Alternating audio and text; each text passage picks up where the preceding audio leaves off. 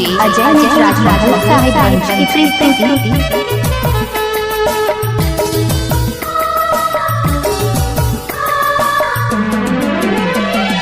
लिखे वाला लिख लकीरे,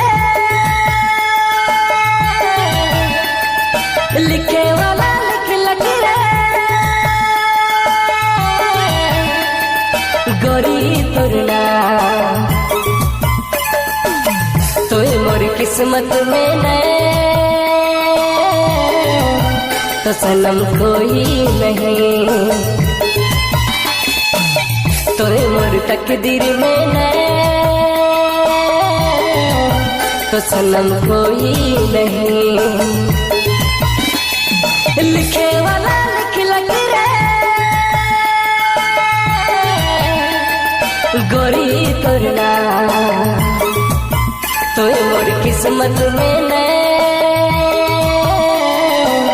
तो सनम कोई नहीं, तो मोर तकदीर में न तो सनम कोई नहीं।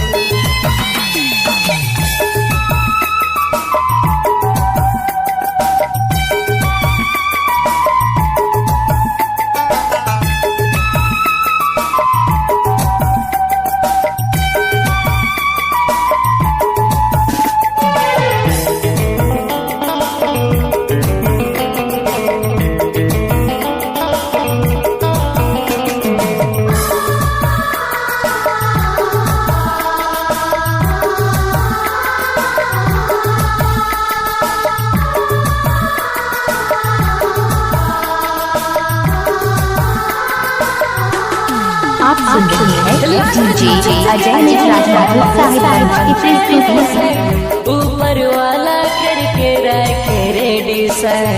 आप सुन रहे हैं डीजे अजय निज राज साहिबगंज की प्रस्तुति। ऊपर वाला करके रखे रेडी सर,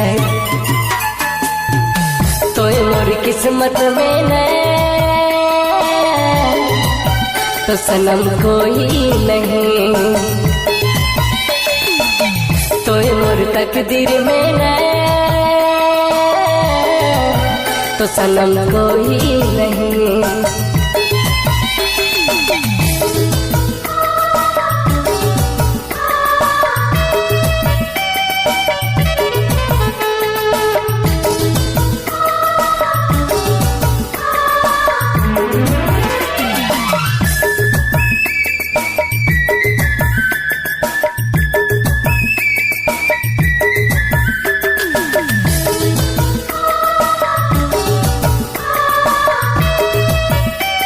आप सुन रहे हैं डीजे अजय निज राज साहिबगंज की प्रस्तुति।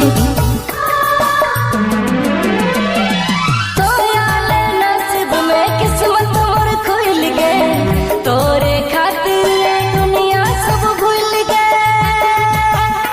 आप सुन रहे हैं डीजे अजय निज राज। नसीब में किस्मत मोर खुल गए, तोरे खातिर दुनिया सब भूल गए, तो मोर किस्मत में न तो सनम कोई नहीं, तो मोर तकदीर में न तो सनम कोई नहीं। लिखे वाला लिख लकीरे, गोरी तुरना तो मोर किस्मत में न तो सनम कोई नहीं, तो मोर तकदीर में न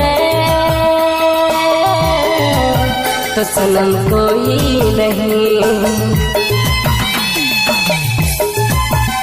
आप सुन रहे हैं डीजे अजय निज राज साहिबगंज की प्रस्तुति।